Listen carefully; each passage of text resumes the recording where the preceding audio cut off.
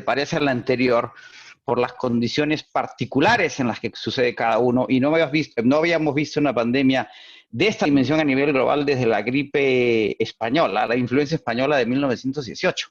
Tuvimos una pandemia en el año 2009, la del H1N1, pero que no fue tan que no fue tan dañina como la que estamos viviendo.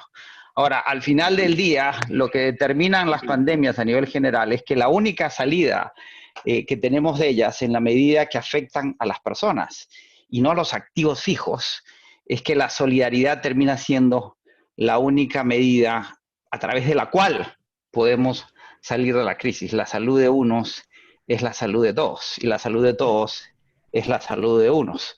Y en este contexto del contagio, la distancia es vida.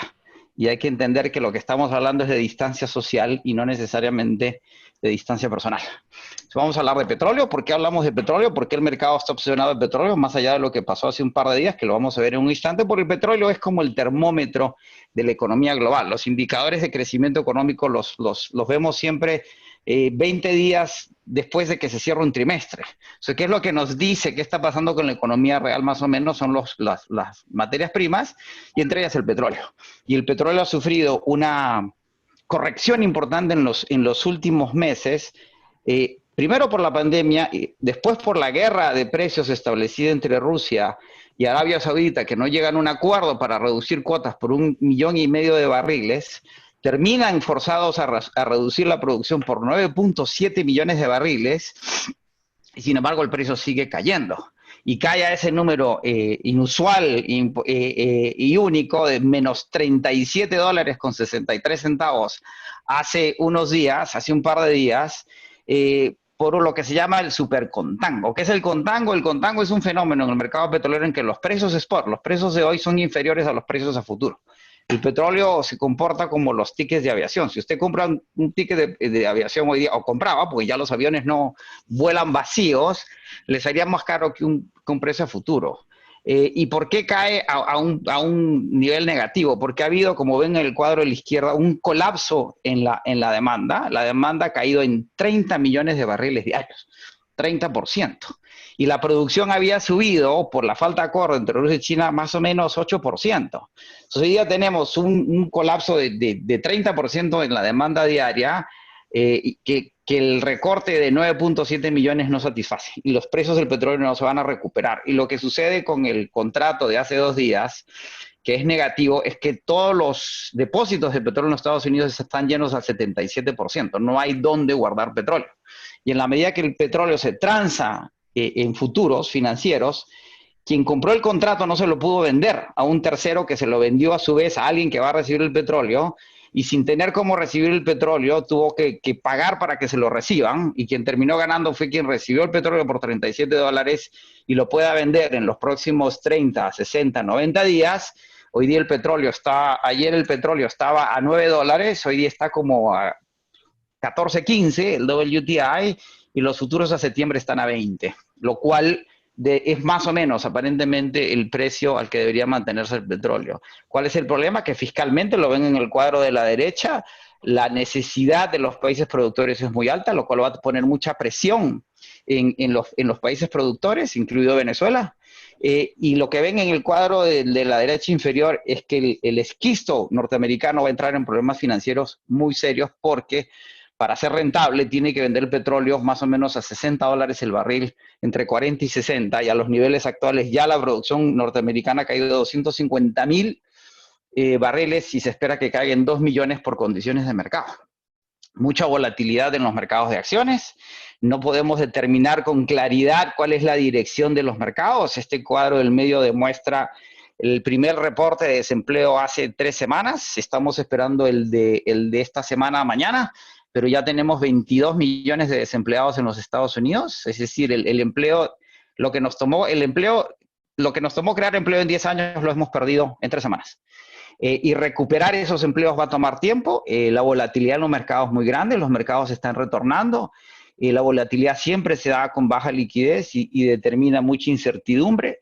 En los mercados de corrección del pasado ha habido lo que se llaman rebotes de mentira. Los mercados rebotan y después corrigen cuando entran a una realización. Resultados corporativos absolutamente demoledores. Y si medimos en el pasado histórico, los bear market, los mercados de corrección, por lo general duran 12 meses y toma 24 meses de recuperación. Es decir, desde que empieza la corrección hasta que termina son 3 años. Y los mercados de deuda, que son los más significativos, recuerden que los mercados de deuda son mucho más grandes que los mercados de acciones y los mercados de commodities, las tasas muy comprimidas por las asistencias de la Reserva Federal. Y aquí hay un problema de crédito. Esto es lo que tiene mucho más preocupado al mercado que las acciones o el petróleo. El riesgo después del 2008 se transfirió del sector financiero al sector corporativo y emitió deuda al mundo y todo el mundo. Y las condiciones de que lo vamos a ver en un minuto, de las cuarentenas van a impedir que estas deudas sean pagadas. Estamos de cara a un problema de contracción en el crédito y corrección en los bancos importante. La buena noticia es que los bancos están muy líquidos y muy sanos. Ya lo vimos en los resultados que están empezando a salir de los bancos. La provisión de JP Morgan para el primer trimestre fueron casi 10,000 millones de dólares, básicamente para prever moratorias en créditos personales, hipotecas, tarjetas de crédito, y viene una contracción en el sector corporativo. Yo siempre digo en esta presentación que tengo que hablarles del virus, porque si no les hablo del virus no entendemos nada.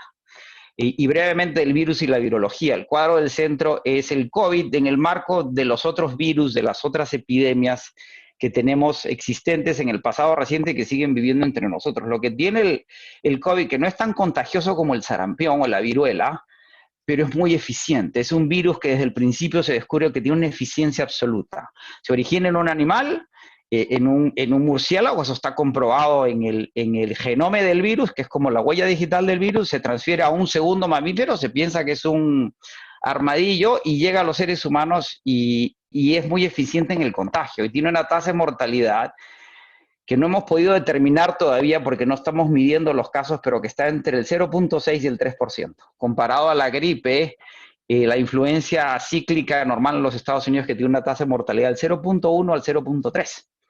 Este es el virus, para que entiendan por qué es tan difícil de entender un virus. El virus no es más que es un hilo de ARN. Los virus no tienen ADN, sino tienen ácido ribonucleico, que está en una bola de grasa y con una serie de proteínas. La roja que ven en la derecha es el ganchito. Esa es la proteína que engancha al virus, al receptor de las células, que es la que infectan. Y todas estas otras proteínas cumplen funciones muy específicas en hacer que el virus se reproduzca. Lo que quiere el virus es reproducirse. Y no se puede reproducir por sí mismo. Necesita una célula que le permita reproducirse.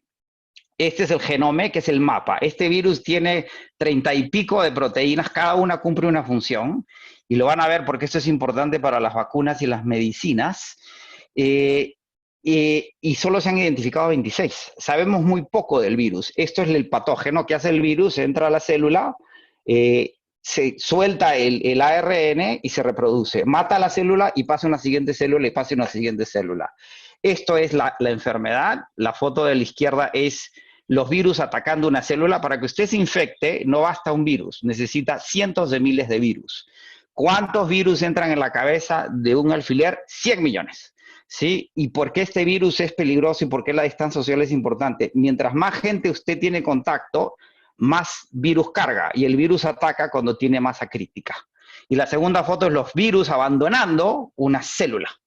Y lo que ataca básicamente es la membrana que está entre los alvéolos y el flujo sanguíneo. Impide la oxigenación de la sangre y termina sofocando al cuerpo.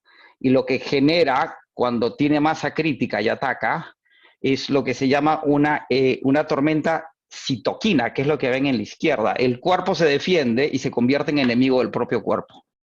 Y se muere por sofocación. Esta es la sintomatología, ataca los pulmones, destruye los alvéolos. Se llama novel coronavirus porque no porque sea nuevo para nosotros, sino porque es nuevo para el sistema inmunológico humano. Como nunca si nuestro sistema no conoce este virus, tiene muchos problemas para lidiar con él. Por eso es que tenemos un problema de sanidad pública importante. Estas son los remedios a la izquierda. Ninguno de estos remedios ni de estas vacunas, hay 86 vacunas en proceso de estudio con distintas técnicas. Esta presentación se las voy a hacer llegar a Jesús y a Orlando si la quieren ver, porque hay mucha data para que la analicen, pero ninguna de estas vacunas ni de estas medicinas ha tenido pruebas clínicas. Y lo que más demora en el desarrollo de una medicina o una vacuna es la prueba clínica. Y para que tengan una idea, la vacuna... el proceso más corto en la producción de la vacuna en la historia de la medicina tomó 4 años. Y aquí esperamos desarrollarla entre 12 y 24 meses. Pero el problema es que como esto es una pandemia, no basta crearla, producirla, distribuirla, sino que hay que aplicarla prácticamente a la mitad de la población global, que son 3.500 millones de personas. Estos son los problemas que van a venir. Esto es el contagio a nivel global y norteamericano. Si ven en el cuadro de la derecha, los casos están bajando, pero permanecen estables a nivel global. Las cuarentenas, estos son, a la izquierda son los casos, la progresión, y a la derecha son las víctimas. Como conversábamos con Jesús, los casos se están aplanando, pero las víctimas permanecen constantes, que es lo que sigue llamando la atención. Esto es Nueva York, que como saben es el centro del centro de la pandemia. El centro de la pandemia es Estados Unidos, el centro de Estados Unidos es Nueva York, y el centro de Nueva York es la ciudad de Nueva York, incluida Manhattan, donde vivo yo, y que es una ciudad absolutamente desolada. Parece que nos hubieran atacado los zombies. Y para que vean la intensidad del contagio, en mi barrio, que es el Upper West Side, hay 240 casos reconocidos oficialmente, 10 cuadras alrededor de mi casa, y eso hay que multiplicarlo por 5 por 10, porque tenemos una ignorancia muy grande de cuánta gente está enferma. Entonces en mi barrio hay entre 1.000 y 2.000 enfermos, y la posibilidad de contagio es inmensa, por eso es que estamos prácticamente en cuarentenados. Estas son las cuarentenas a nivel global, y este es el contagio que estamos tratando de cerrar, lo que ven a la derecha. Y este es el impacto económico. Hay un shock exógeno, genera una cuarentena, que genera un shock en la oferta, que genera un shock en la demanda, que genera un shock financiero y que genera respuestas fiscales y monetarias al problema. Este es el shock de oferta inicial, cuando se enferma, cuando se cierra la provincia de Hubei, la ciudad donde está Wuhan, que es el centro industrial más importante de China y de transporte, se nos crea un problema de oferta, genera después, cuando llega la epidemia, un problema de demanda, colapsa la demanda total. Esta mañana entrevistaban al CEO de Delta en CNBC y él decía que la compañía está volando al 10% de capacidad y que ellos no esperan recuperar el nivel de vuelos antes de las cuarentenas, sino hasta en 3 años. Apagar una economía es relativamente fácil, volverla a encender bastante complicado. Hay una transferencia a los mercados emergentes. Si Occidente no consume, China no produce, las materias primas entran en un proceso de corrección que se reflejan en el cuadro en el centro en los tipos de cambios que se han devaluado a nivel general.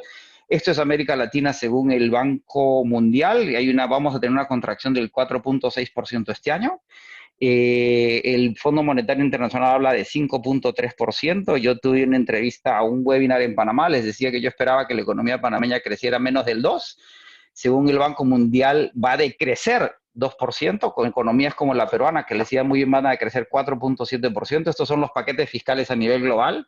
Las asistencias monetarias son para evitar que el sistema deje de funcionar, son como el lubricante en un motor.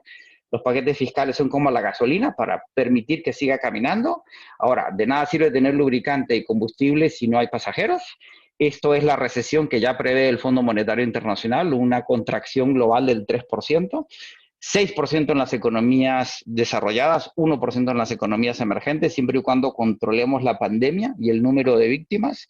Esto es lo que llama el Fondo Monetario Internacional el gran cierre y una corrección global. Este es el impacto en los distintos sectores económicos. Los más golpeados van a ser los de turismo y hospitalidad, aviación, petróleo y gas, automotor, consumo y electrónicos. Esto es la recuperación según Deloitte. Esto es lo que se llama la recuperación en B, asumiendo que el peor golpe es en el segundo trimestre de este año, que nos empezamos a recuperar en el resto del año. Ya prácticamente el consenso de los analistas de las multilaterales y de los bancos privados han abandonado esta perspectiva. Lo más probable es que no tengamos una recuperación franca sino hasta el próximo año, en la medida que encontremos la vacuna. Sin vacuna, la distancia social va a permanecer, y el problema en el modelo de crecimiento global, y particularmente el norteamericano, es que la economía norteamericana depende del 75% del consumo, y el 40% del consumo se hace en condiciones sociales. En la medida que mantengamos distancia social, vamos a seguir teniendo problemas. Y en lo que salgamos de lo peor de la epidemia en este ciclo, tenemos elecciones en el país. Y van a ver claramente el mapa de la izquierda es las infecciones per cápita. Cómo se está infectando el país y la infección se está moviendo de la costa este hacia el centro y hacia la costa oeste, lo cual va a tener un impacto importante en las elecciones. Ya la popularidad del presidente Trump ha caído del 49 al 43 por su manejo de la pandemia, de la epidemia local, y la popularidad de Biden sigue subiendo, que ya es el candidato, y Sanders ha sido eliminado como un riesgo. Esto fue un Black Swan, nadie esperaba, esta es la teoría de que es un cisne negro, de una crisis que nadie esperaba, a pesar de que se tenía idea de qué iba a suceder. ¿Y cuáles son los riesgos? Y aquí voy terminando rápidamente. Este es el ciclo de la influencia española de 1918. Y si se dan cuenta, en el mapa de la derecha mía, donde dice W1, esa fue la primera ola de la influencia española en el invierno del año 2018. Y tuvo una segunda iteración en el otoño del mismo año que fue mucho más destructiva que la primera. No nos queda claro si esto va a suceder en los mismos términos, pero lo que están tratando las autoridades de evitar es que tengamos un segundo contagio. Y ya lo dijo la CDC ayer, que es la institución encargada de las epidemias en los Estados Unidos, que la segunda ola de este otoño que viene puede ser mucho más seria. Recuerden que la primera ola empezamos con un contagio y terminamos con cientos de miles de contagios. Aquí, si reabrimos la economía, hay demasiada gente contagiada. Y esto es lo famoso que es aplanar la curva. ¿Por qué aplanamos la curva? Para evitar que colapse el sistema de salud pública y las muertes sumen muertes y las víctimas sumen víctimas. La de la derecha, que es borrosa, pero es el modelo de la CDC, hablaba que sin aplanar la curva en los Estados Unidos podríamos tener entre 1,5 millones y 2,200,000 víctimas. Aplanando la curva, entre 100 y 240,000. La proyección era que íbamos a tener 60,000 víctimas para agosto, pero al día de hoy tenemos 45,000. Cuando aplanamos la curva, ¿qué hacemos? No detenemos al virus ni la infección, la administramos. Al final del día, si no encontramos la vacuna, para generar nuestros propios anticuerpos, tenemos que infectarnos entre el 40, 50, 60, 80% de la población. Según los cálculos de los epidemiólogos de Harvard, en el peor caso estamos infectados entre el 20 y el 30. Por lo tanto, si no seguimos aplanando la curva, la infección puede seguir. Esto es lo que se llama el trueque utilitario, aquello que dice que la cura es peor que la enfermedad, que el encierro va a matar más gente de hambre que la enfermedad, sin duda. Si tenemos 2,240,000 víctimas en un país de 330 millones de habitantes, en términos estadísticos es marginal.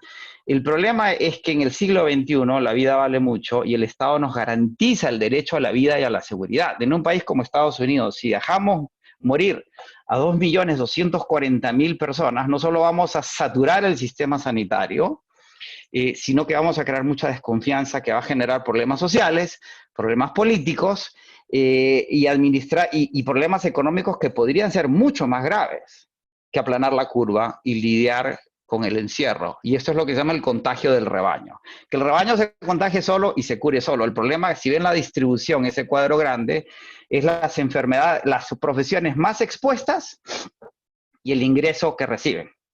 ¿Quiénes mantienen viva la ciudad de New York? Aquellos que ganan salario mínimo.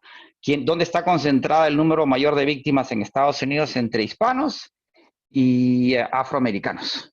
Y si no administramos esto socialmente, económicamente, vamos a tener problemas ulteriores. Y en los mercados emergentes somos muy vulnerables por nuestras condiciones de ingreso, de salud pública. Y si quieren ver cómo se ve una pandemia no controlada, vean lo que pasó en Guayaquil. En el caso de Guayaquil, en la provincia de Guayas, hay un colapso absoluto. Ese es el caso más claro, lo que no queremos ver en ningún lugar. Y lo que ven es como una ciudad de 3 millones de habitantes colapsa por 330 víctimas en el plazo de una semana. En Estados Unidos el pico son 1,000 víctimas al día y la ciudad estaba a punto de colapsar, porque no tiene la capacidad de administrar esa cantidad de víctimas. ¿Cuál es la clave para reactivar las economías urbanas? Lo que se llama el RO. ¿Qué es el RO? El grado de contagio. ¿Sí? En condiciones no controladas, una persona contagia entre 2 y 2.25. En Nueva York ya hemos bajado el RO a 0.9, en Wuhan se bajó a 0.3.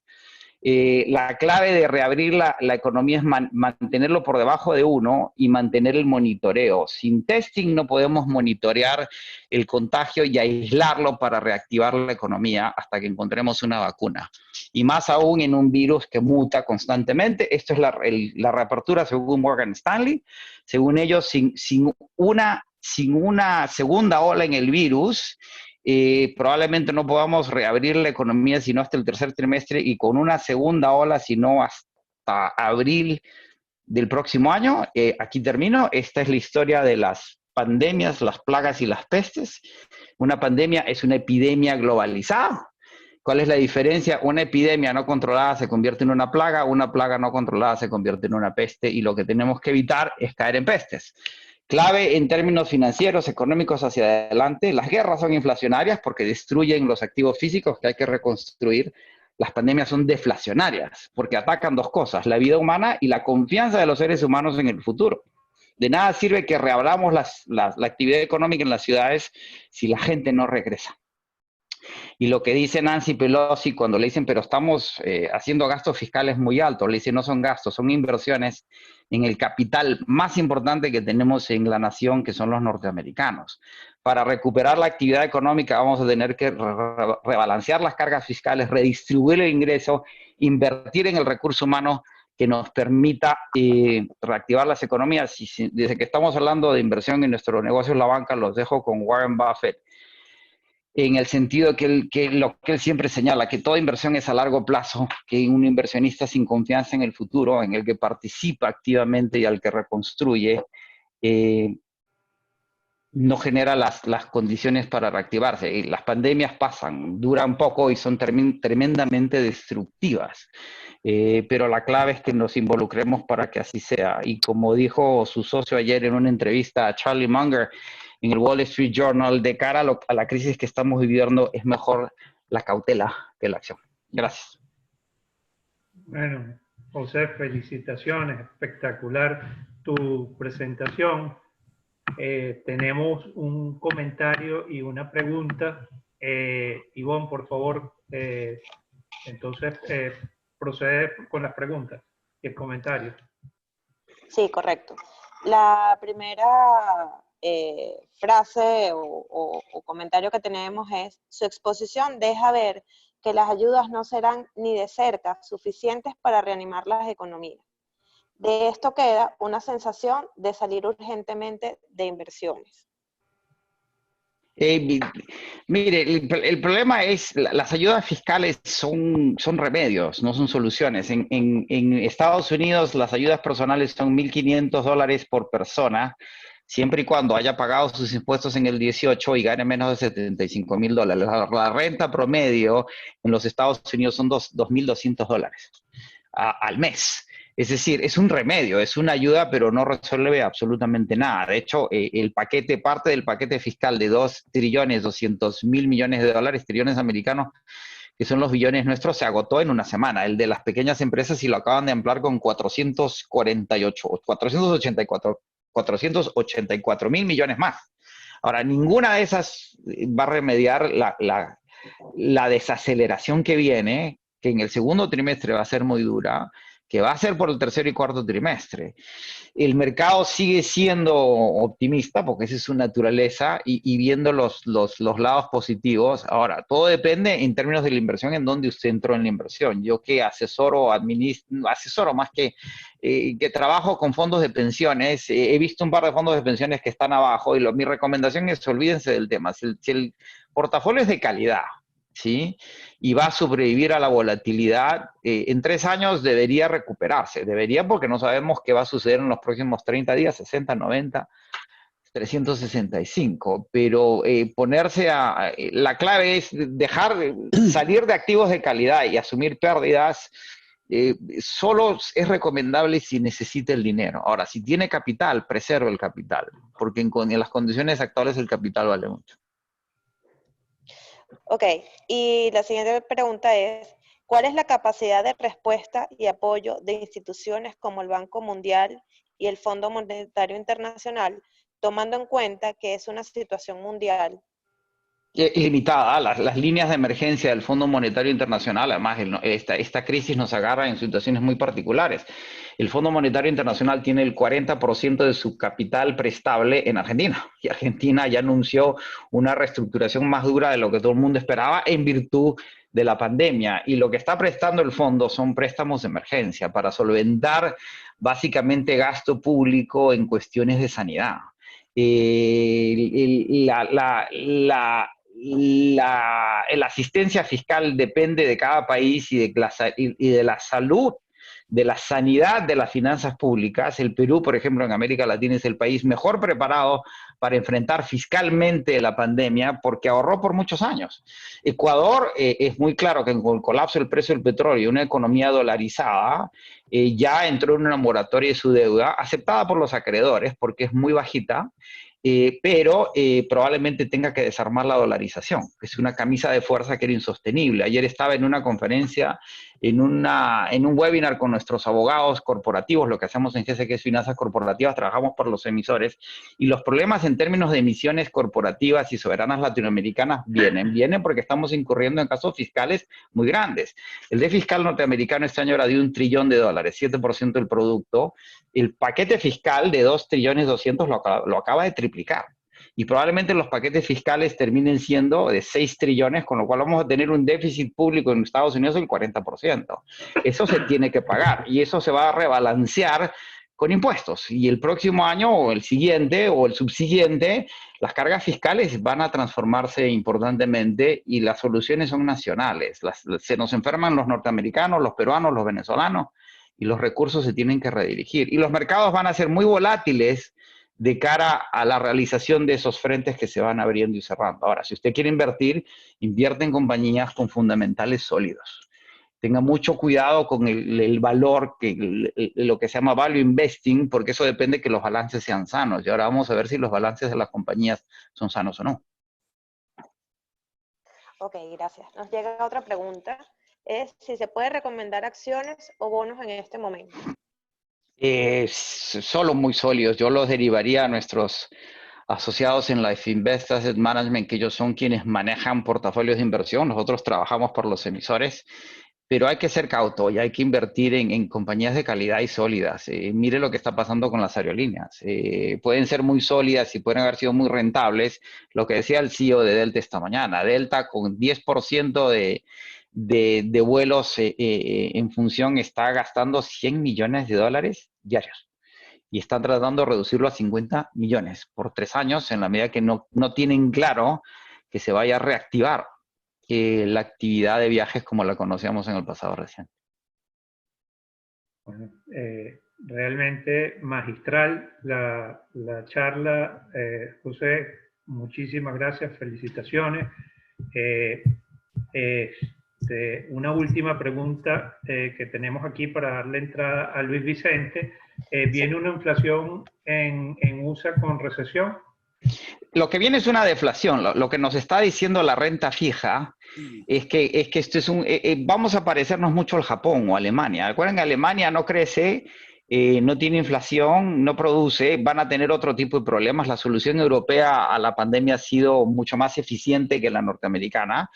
La revista El Economist, a quien nadie puede acusar de izquierdista, dice que el capitalismo norteamericano es darwiniano, la supervivencia del más fuerte, mientras que el estado del bienestar europeo ha lidiado mucho mejor con la crisis. En Alemania hay una cosa fantástica, muy alemana, además muy kantiana. El estado alemán le está pagando el 80% de su sueldo a todos los alemanes para que se queden en la casa. Y el otro 20% las corporaciones. Y después veremos cómo resolvemos el problema. Este gasto fiscal no va a ser inflacionario necesariamente. Veremos qué pasa el próximo año. Esto es como cuando uno tiene los niñitos enfermos y se presta plata para pagar la salud. Después nos preocuparemos de arreglar las cuentas, pero eso viene. Probablemente lo que vaya a suceder, y esa es la discusión, había una discusión en el entorno académico económico que sigue siendo que es la creación del dinero. ¿Quién crea dinero? Y era muy claro que en el sistema americano lo crean los bancos más que la Reserva Federal con el crédito. Si colapsa el crédito al consumo, si colapsa el consumo y crece el crédito y crece el gasto fiscal, ¿cómo pagamos los créditos? Trabajando, ¿sí? si ya no me voy a endeudar, si ya no voy a usar mi tarjeta de crédito, si ya no voy a viajar, uno, porque no me quiero infectar, y dos, porque no tengo dinero, que es de lo que hablaba el CEO de Delta, la gente no va a viajar porque está asustado, porque no tiene dinero, pero no va a viajar, ¿sí? ¿Cómo vamos a pagar ese gasto fiscal? Trabajando, pero ahora se lo vamos a pagar el Estado y no los bancos. Entonces, ¿qué puede suceder? Que los balances de los bancos se van a reducir. Eso no va a quebrar a los bancos, porque los bancos están líquidos y están protegidos por la Reserva Federal. Lo que los va a hacer es más pequeño. Bueno, tienes muchísimas felicitaciones en el chat que aprecian y dan las gracias por tu presentación.